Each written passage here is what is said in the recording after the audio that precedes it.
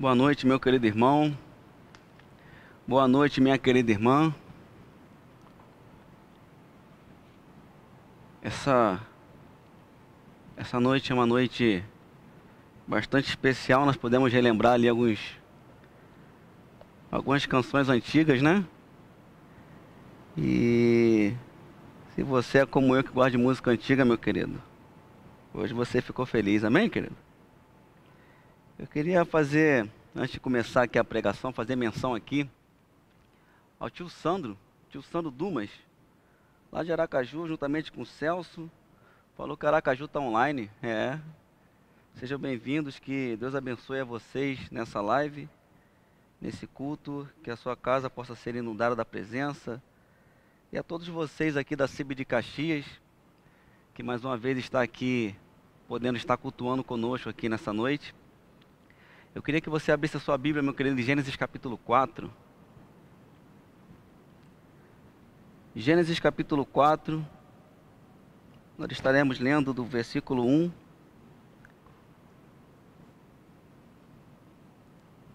até o versículo 16.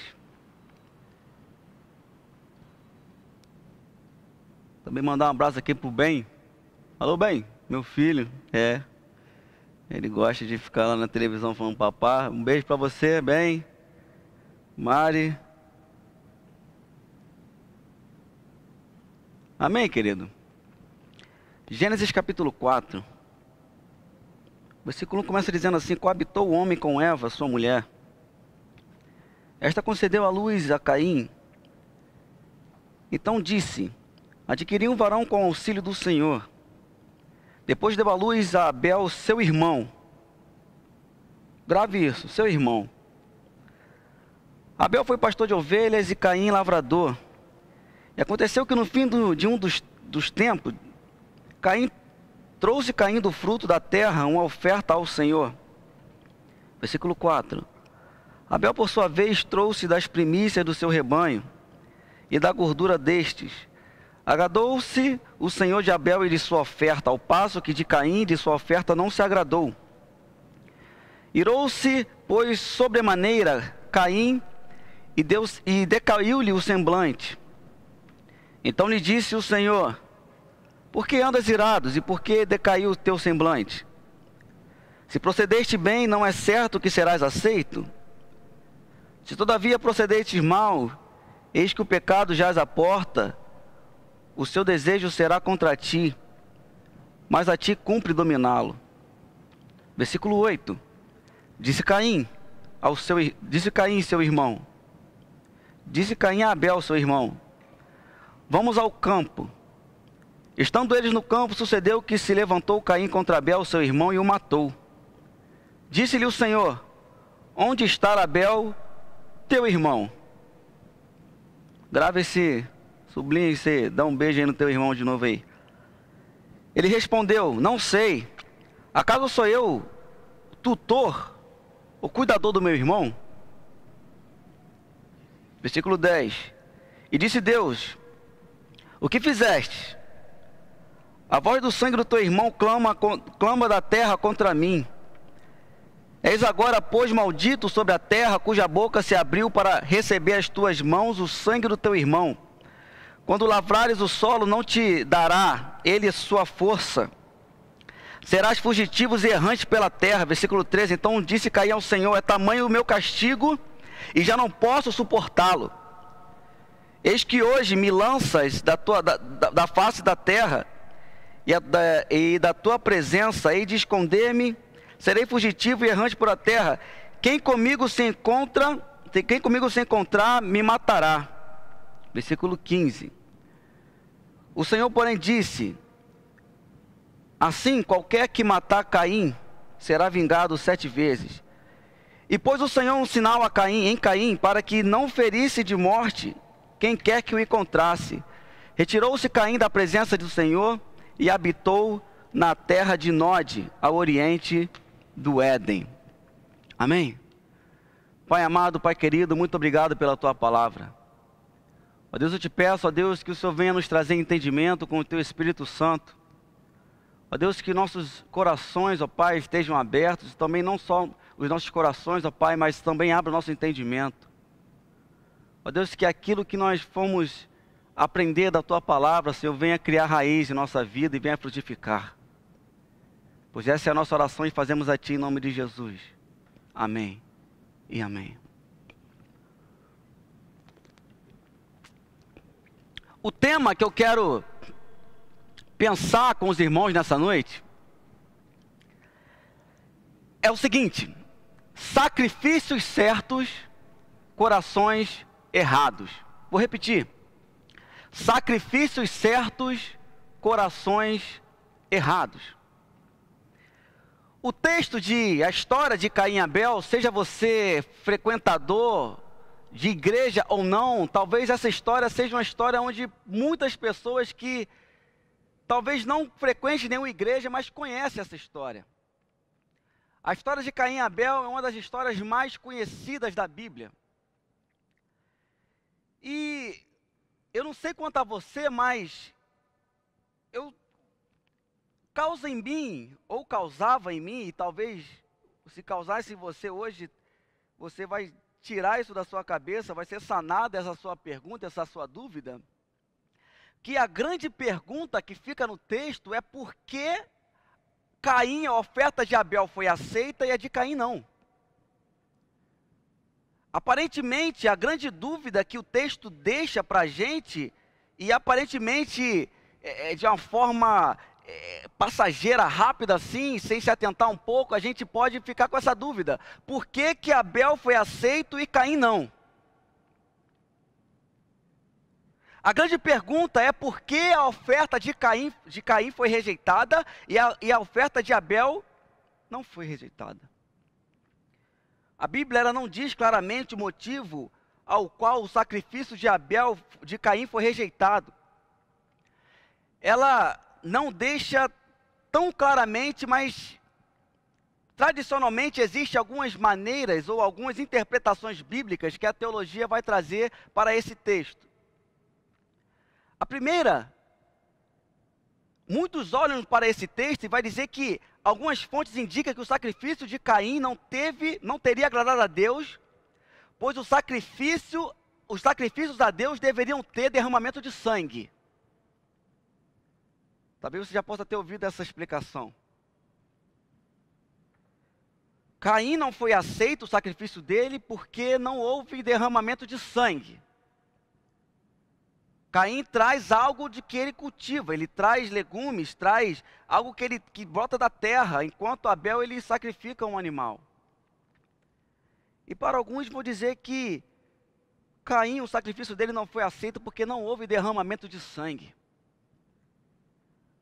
Um segundo grupo de pessoas, ao olhar esse texto, eles vão dizer que o sacrifício de Abel foi oferecido com fé,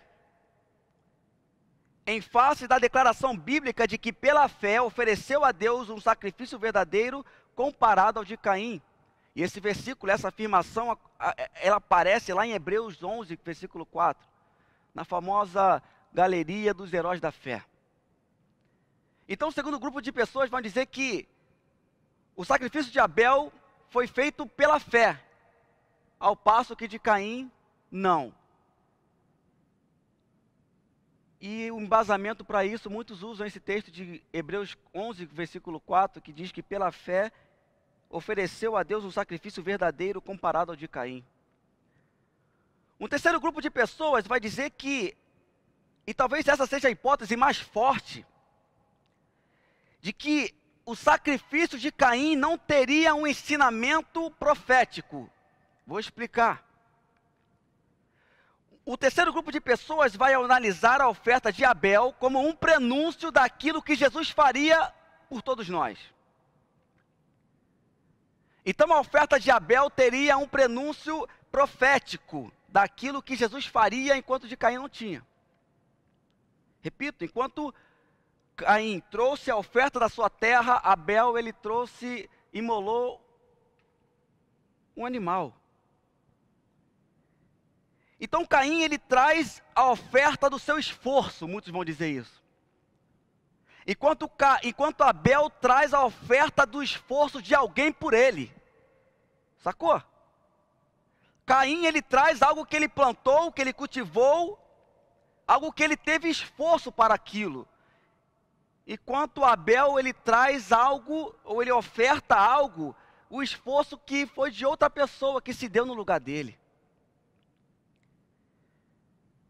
Eu quero trazer hoje, que você talvez não possa ter ouvido essa explicação, mas eu creio que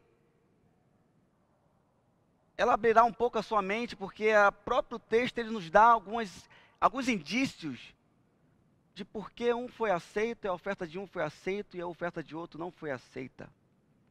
Eu quero trazer para você nessa noite uma quarta explicação, uma quarta interpretação para esse texto.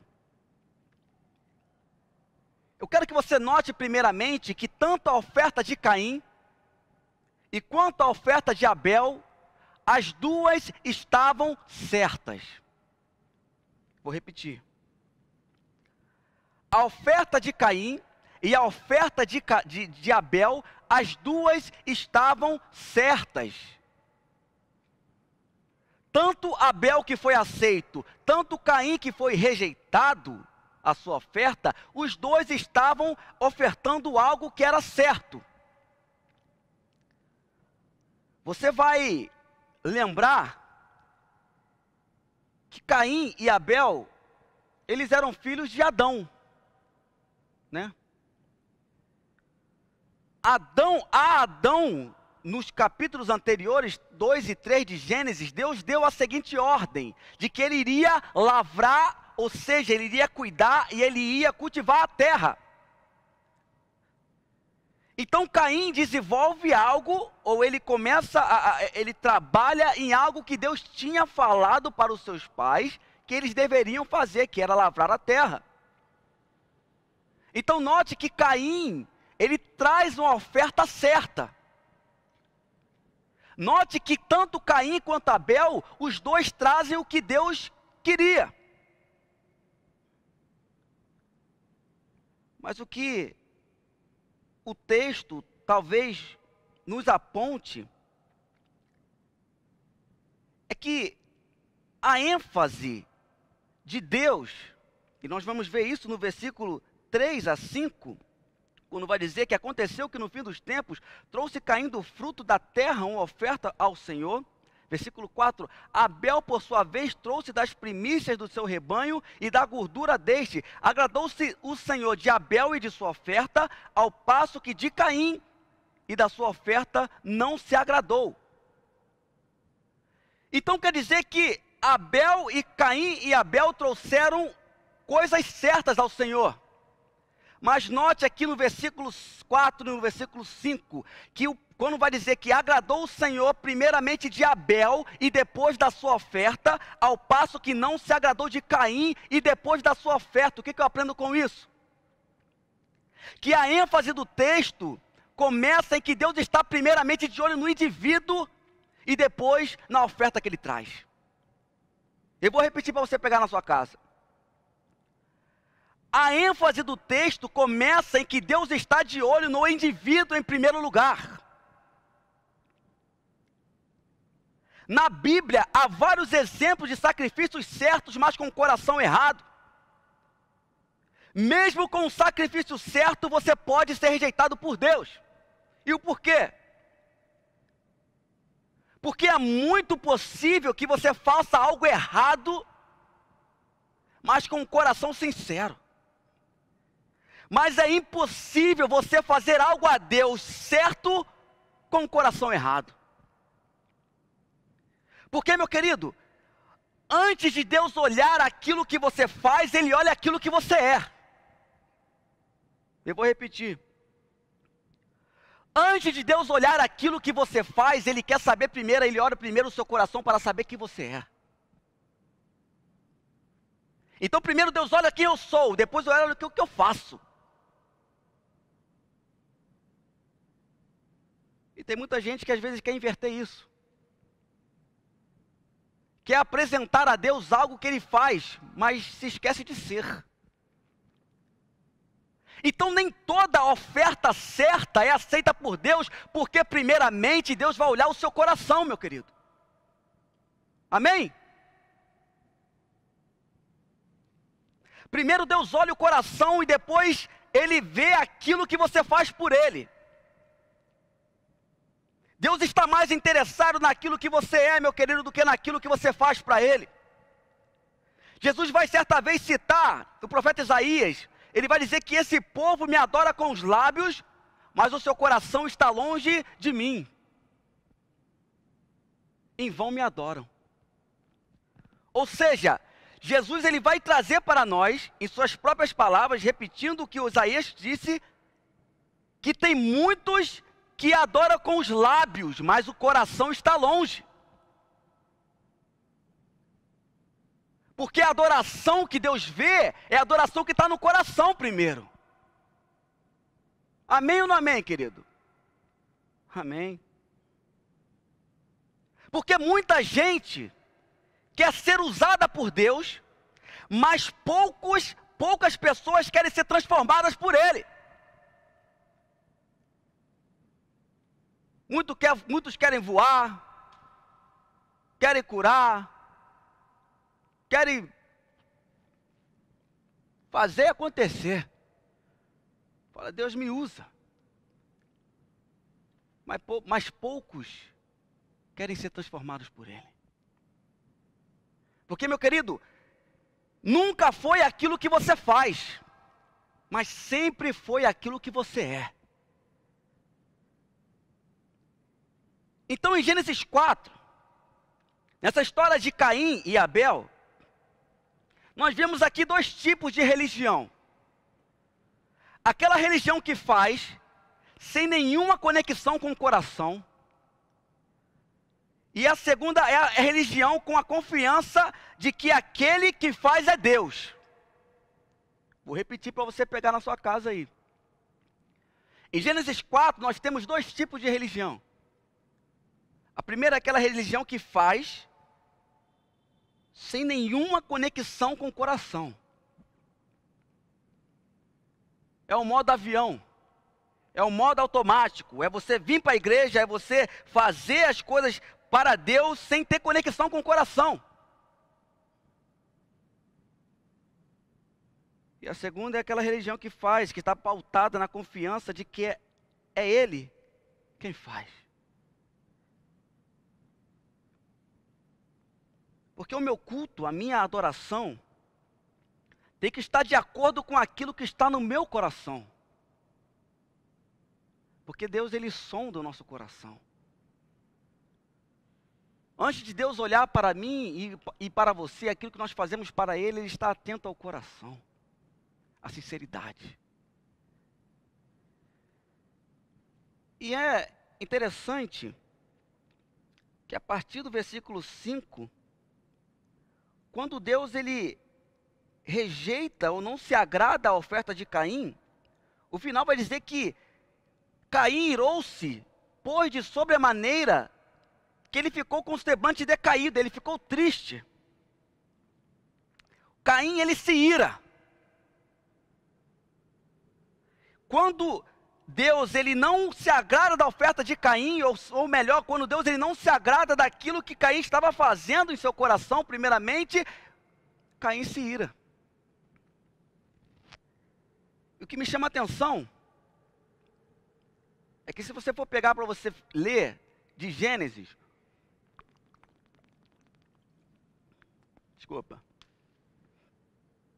se for pegar para ler a sequência de Gênesis,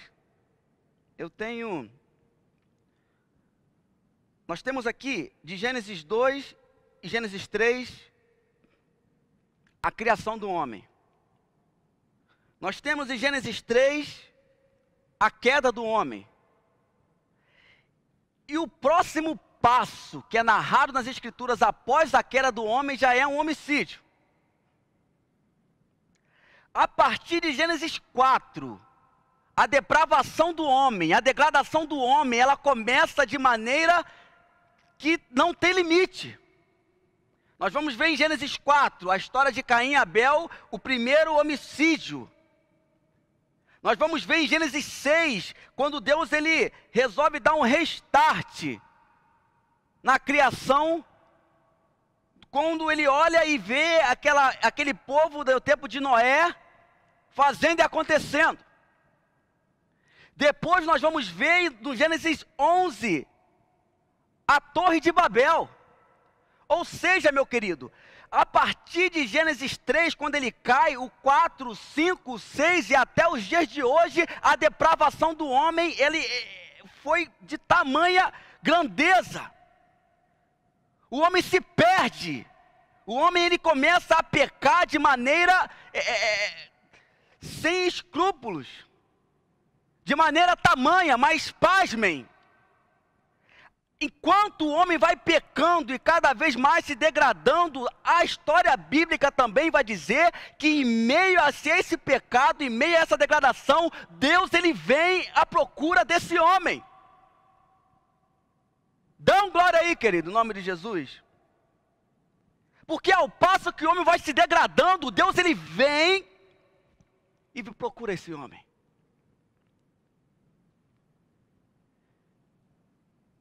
E é interessante que quando Caim ele fica irado, Caim ele se ira, não é porque ele estava de desacordo com sua família, né? A ira de Caim é porque o seu irmão foi considerado por Deus e ele não. A ira de Caim, ela nasce de uma circunstância religiosa, meu querido. O primeiro ser a ficar irado na Bíblia não é porque a relação dele com Deus está ruim, não é porque o seu casamento está ruim, não é porque a terra não está dando fruto. O primeiro ser humano a ficar irado na terra é porque o seu irmão foi aceito e ele não. E a grande ironia do texto é que Deus ele tenta diálogo com Caim 2 ou 3 vezes.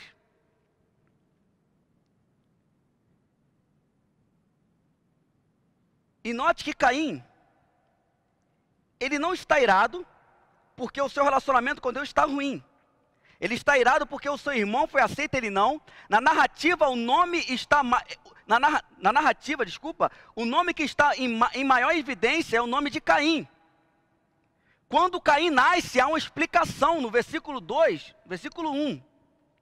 E concedeu a luz a Caim. Então disse-lhe, adquiri um varão com o auxílio do Senhor. Ou seja, quando Caim nasce, há uma explicação, e quando Abel nasce, não é nada falado sobre ele. Pelo contrário, quando vai dizer assim, ó, e Abel, depois disso deu à luz a Abel, vírgula, seu irmão.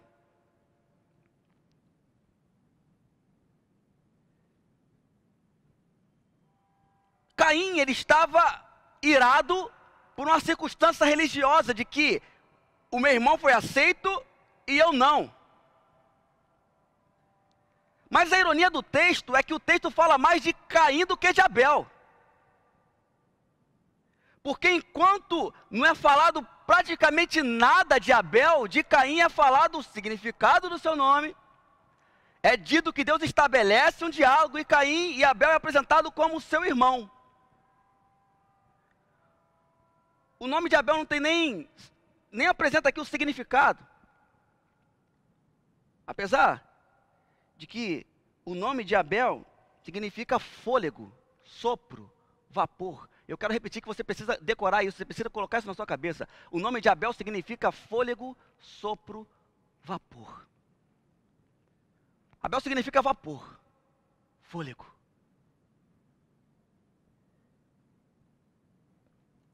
E quando Abel ele é apresentado no texto bíblico, vai dizer que Abel, seu irmão. E é curioso, né, querido? Talvez você que, né, você que tem um irmão, o irmão como que eu tenho, o irmão mais famoso, certa vez eu fui na igreja, querido, e eu fui apresentado assim. Estamos aqui hoje com Samuel, vírgula, irmão de Eduardo Júnior, que vocês conhecem. Ou seja, não sabia nem quem era eu, praticamente, né? Mas eu fui apresentado como o irmão de Eduardo Júnior. Não há, aqui na Bíblia, não há uma explicação ao nome de Abel, só diz que Abel, seu irmão. Interessante que Caim, que teve a sua oferta rejeitada, foi procurado por Deus para conversar 2 vezes. E se você for prestar atenção, querido, no versículo 6, Deus ele começa um diálogo com Caim. Então disse o Senhor: por que andas irado porque o seu semblante descaiu? Ele faz uma pergunta e Caim não responde. Note que Deus ele procura Caim e Caim não estabelece o diálogo. E Deus insiste: se procedeste bem, não é certo que serás aceito? Se todavia procedeste mal, eis que o pecado à porta, e os desejos do teu coração será contra ti, mas cumpre a ti dominá-lo. E Caim não responde novamente. Pelo contrário, Caim, ele ignora o diálogo com Deus, e ele começa a bolar um plano, que o próximo versículo 8, já começa um plano que ele vai planejar para matar o seu irmão.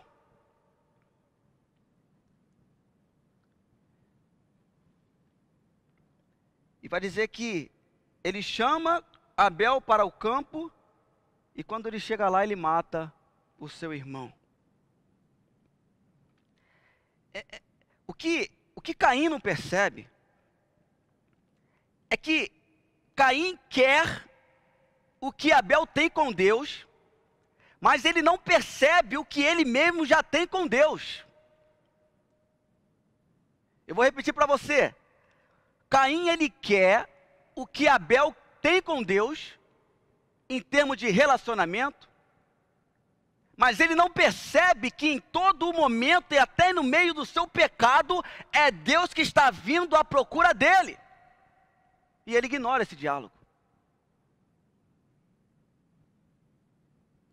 Porque tem muita gente que está mais preocupada com a intimidade do irmão do que a sua intimidade própria com Jesus. E não é difícil achar isso não, querido. Em outras palavras, tem muita gente cuidando mais da vida do outro que da sua própria vida. Quem pegou essa aí, dá um glória no chat aí. Só não bota arroba aí, querido, nem bota nome não, para não ficar feio. Amém? Então, Caim ele vai ignorar o diálogo. Por 2 vezes Deus ele chega, ele procura Caim e Caim ele não responde. Pelo contrário, Caim ele planeja um assassinato, ele mata o seu irmão. E é interessante que quando ele mata o seu irmão, Deus dá um sinal a Caim, que não é um sinal de condenação, mas é um sinal de graça. Porque quando Deus ele vai falar para Caim, ele fala para Caim, fala assim, não, essa punição está muito forte, quando o pessoal, alguém que for me ver, vai querer me matar. E Deus ele dá um sinal para Caim, esse sinal de graça, ele fala assim, ó, quem fizer mal a Caim vai sofrer 7 vezes mais.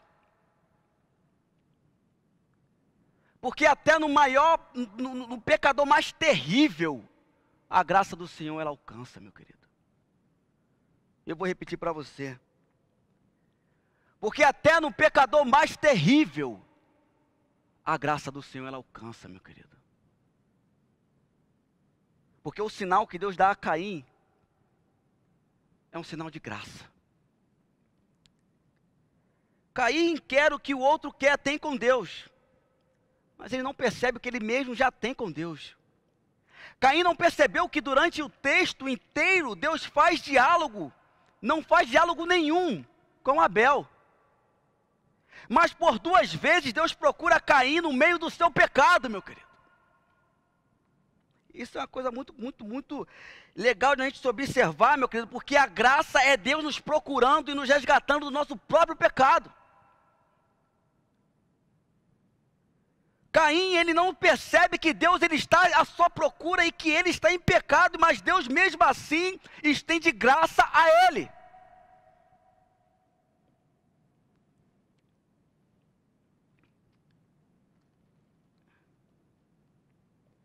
Versículo 8, versículo 9. Disse Caim a Abel, seu irmão, vamos ao campo. Estando ele no campo, sucedeu que levantou contra Caim contra Abel, seu irmão, e o matou. Disse o Senhor a Caim, onde está Abel, teu irmão?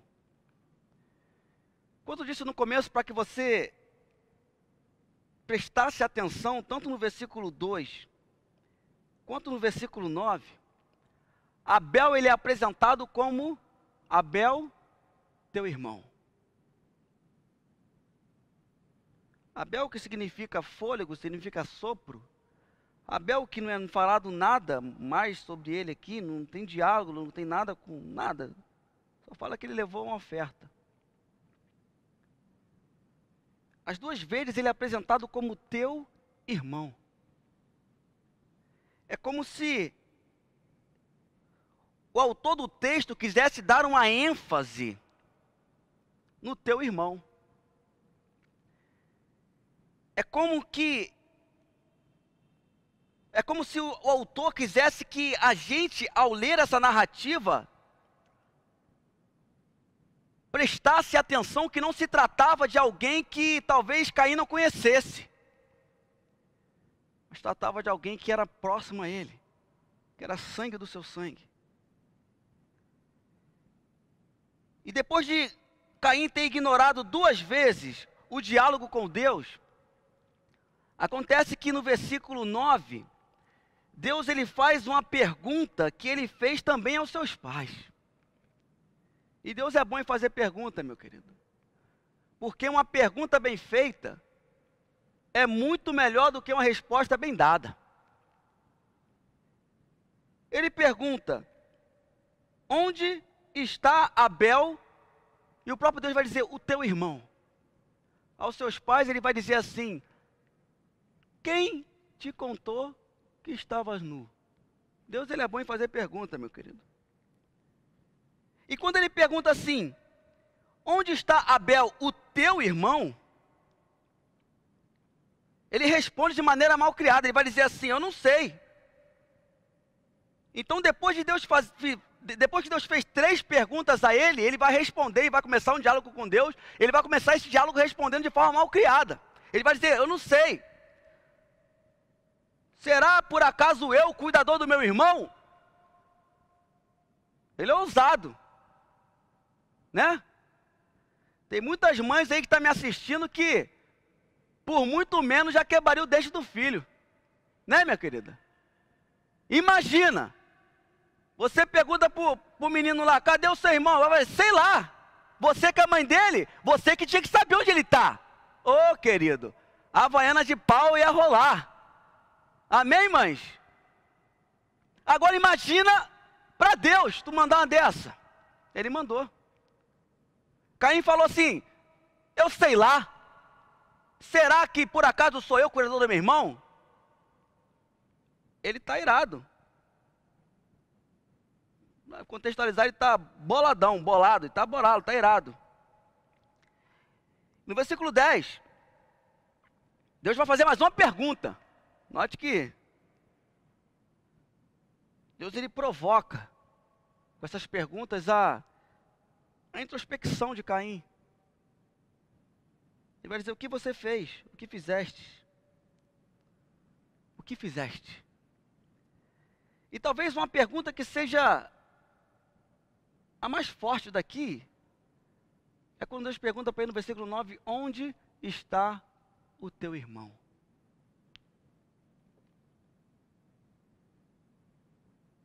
E quando ele vai falar, o que fizestes? A voz do sangue do teu irmão clama da terra a mim. Aí o pecado de Caim, ele é descoberto. É como se fosse possível esconder algo do Senhor que é impossível. Mas aqui a máscara cai. Aqui não há mais, não há mais o que esconder. Deus, ele pega Caim. Ele vai dizer o que você fez. Porque, meu querido, muitas vezes nós podemos esconder coisas de até dos nossos pais. Esconder coisas de pessoas. Mas de Deus nada se esconde. Isso não é para você ter medo de Deus não, querido. Que, infelizmente, no meu tempo, né? A gente cantava uma musiquinha que Deus parecia mais o diabo do que Deus. Aquela terrível musiquinha, cuidado do olho no que se vê. O Salvador dos céus está olhando para você. Você tinha aquela visão de que Deus era aquele cara furioso ali, que estava ali para der mole, ele te passava o fôlego. Mas Deus é essa pessoa que ele vem ao pecador trazendo graça. Amém, querido? É interessante que quando Deus ele vai dizer assim, onde está Abel, o teu irmão? É como se Deus ele tivesse querendo provocar a nós a seguinte pergunta ou a seguinte afirmação, dizendo que o outro também é problema meu. Vou repetir.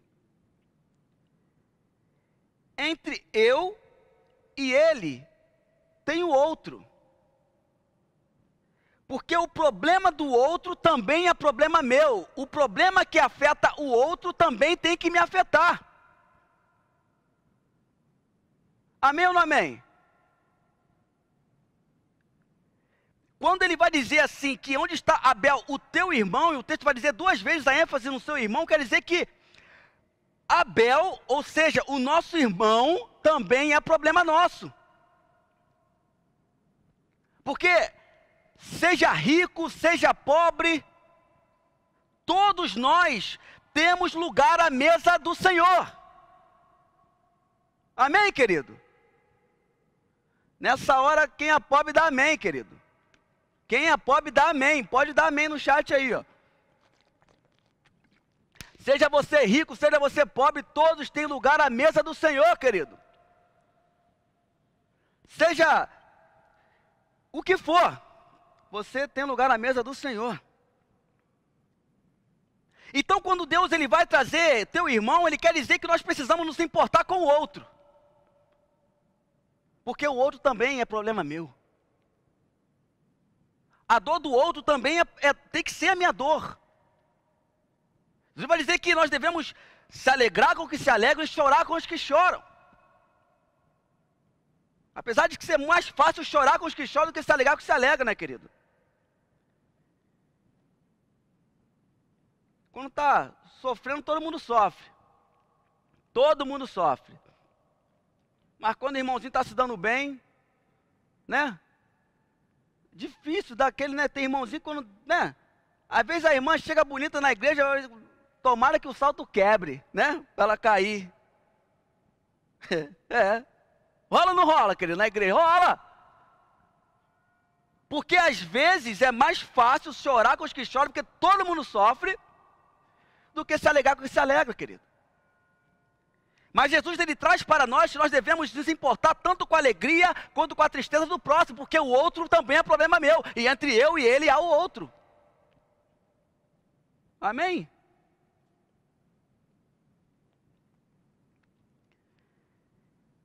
E qual é a aplicação que esse texto pode nos trazer nessa noite? A primeira é que o irmão e o outro é problema meu. E a atitude de Caim, ela permanece ainda hoje. A fala de Caim ecoa nos corações daqueles que em nome de Deus matam os filhos que são de Deus. Note, a religião que se ira com o relacionamento do outro com Deus não é a religião bíblica. A religião que, em virtude do comportamento do outro em relação a Deus, passa a odiar o seu irmão e buscar a morte dele, não é a religião bíblica. Dê um exemplo disso. Vou repetir para você, gravar na tua cabeça aí.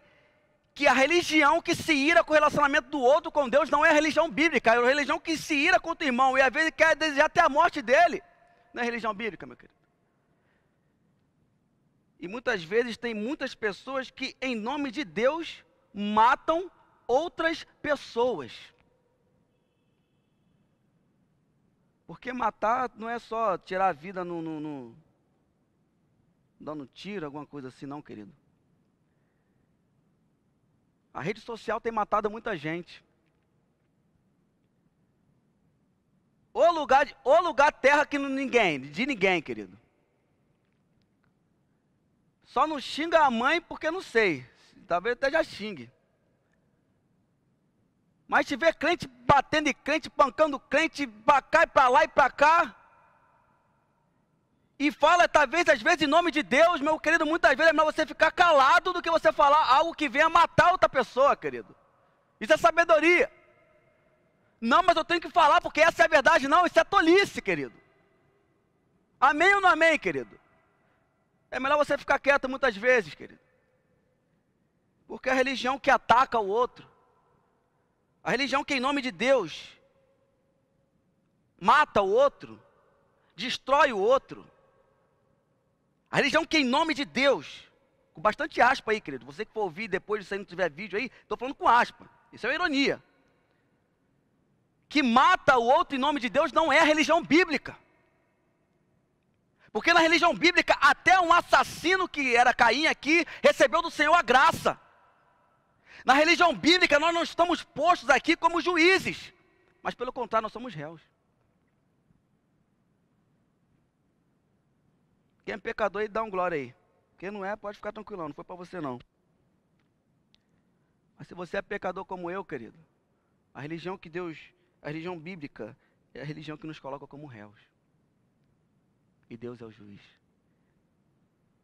Então, meu querido, é muito melhor às vezes você calar sua boca do que falar besteira em nome de Deus. Eu tenho para mim que Deus não precisa ser defendido, não. Ele é melhor do que a gente para se defender, amém, querido? A religião bíblica é o oposto da violência em nome da religião.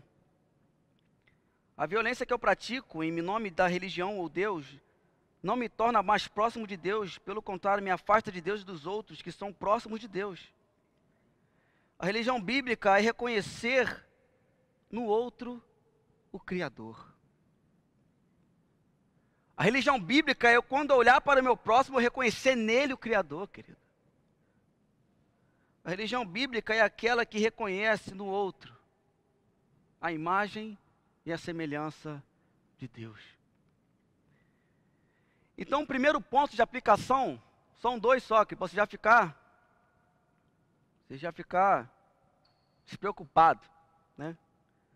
Uma vez eu fui numa igreja, normalmente a gente está esperando 3 pontos ainda, o pregador já estava no 19, querido, já estava agoniante, o pessoal já estava, não vai acabar nunca, não, querido, daqui vão ser só 2 hoje só, amém, querido? Então aguenta mais um pouco aí. Então a primeira aplicação é que o irmão, ele é problema meu. E a religião bíblica não é aquela religião que ataca o outro em nome de Deus, mas a religião que conhece o Criador no outro. Amém? A segunda e última aplicação é que a história de Abel, ela é um lembrete de quão injusta a vida pode ser, querido. Aqui eu quero que você preste muita atenção. A fidelidade, a obediência, a devoção não são sinônimos de uma vida longa, de vida fácil, de vida de sucesso e de dinheiro. Pelo contrário.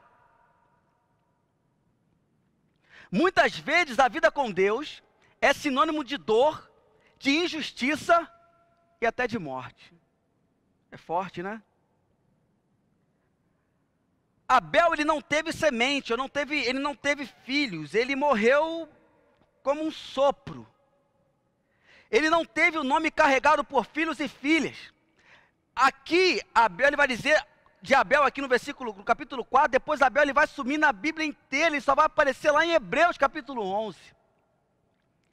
Não é falado nada sobre Abel, que significa esse vapor, esse sopro.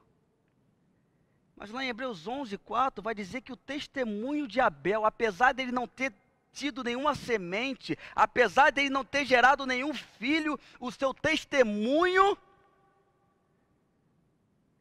é algo que ainda está vivo até hoje. Hebreus 11:4 vai dizer que pela fé ofereceu a Deus o maior sacrifício de Caim, pela qual alcançou testemunho de que era justo, dando Deus testemunho dos seus dons por ela, que depois de morto, ainda fala. O sacrifício que Abel oferece a Deus, é o sacrifício que Abel acaba se tornando. E é por isso que o seu testemunho continua até hoje. O sacrifício que Abel ele apresenta a Deus de sacrificar um animal para Deus, foi o testemunho que ele acabou se tornando. Ele foi, entre bem muitas aspas, ele foi sacrificado.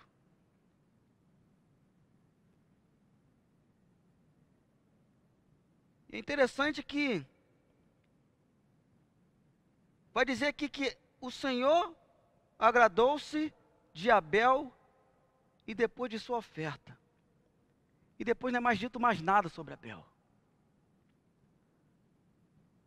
Ele não é apresentado falando o significado do seu nome. Não é mostrado aqui as coisas que ele fez. Não há aqui no texto bíblico muitos detalhes da sua vida. Mas a Bíblia apenas diz que o Senhor se agradou dele. E essa história, ela nos traz um lembrete de como a vida, por muitas vezes, ela pode parecer injusta.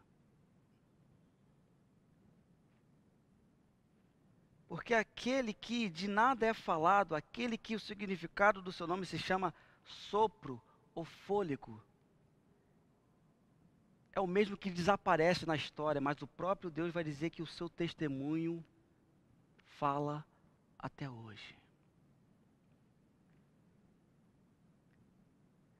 Deus dá testemunho de Abel até hoje. É interessante que, quando Abel morre, Deus mostra o seu amor por aquele que matou Abel. A nossa vida e o nosso nome pode vir a ser como a vida de Abel e desaparecer. Mas o nosso testemunho deve procurar testemunhar, assim como Abel foi testemunha. A nossa vida, como a de Abel, pode ser no sopro, ela pode desaparecer, ela pode ser efêmera, ela pode ser passageira, ela pode acabar repentinamente. Mas o nosso testemunho a respeito de Deus, ele deve prevalecer. Amém? Ou não amém? Que o meu testemunho, ainda que seja silenciado pela morte, ele venha invocar o nome daquele que nos criou. Que o seu testemunho, meu querido, ainda que você venha morrer, e vai, que o seu testemunho venha ecoar, e o nome do Senhor venha ser glorificado na sua vida, mesmo quando você for embora daqui. Porque, por mais que a vida possa parecer, a vida com Deus possa parecer uma aparente injustiça, que parece que quando você está, né, você está meio perdido, acontece tudo acontece bem, né? Você coloca, agora eu vou fazer isso aqui para Deus, eu vou fazer um jejum, você fica um dia inteiro sem comer. Vamos fazer um jejum, meu querido, parece que uns 10 crentes, né? Fome de 10 crentes. Parece que fica mais difícil. Mas que a nossa vida, ela venha a ser esse testemunho. Que a nossa vida, ela venha revelar não a nós mesmos, mas a Deus. Porque quando chegar assim como Abel, fala assim, poxa, quem foi Abel? Cara, Abel não sei, ele foi irmão de Caim. Mas a Bíblia diz uma coisa interessante sobre ele. Que o seu testemunho está vivo até hoje.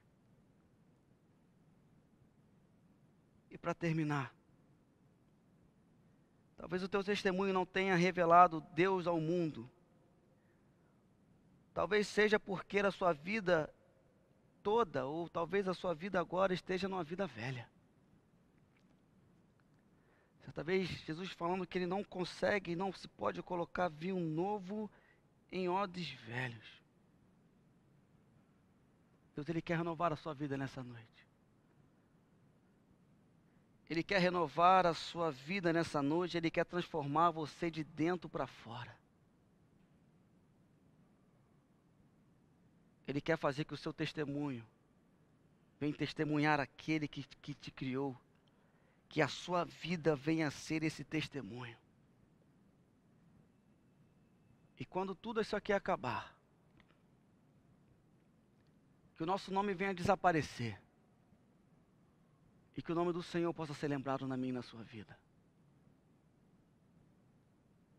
Porque quando a gente se for, você não vai ser lembrado pelo aquilo que você teve aqui na terra, pelas casas que você construiu, pelos carros que você comprou, pelos lugares que você foi.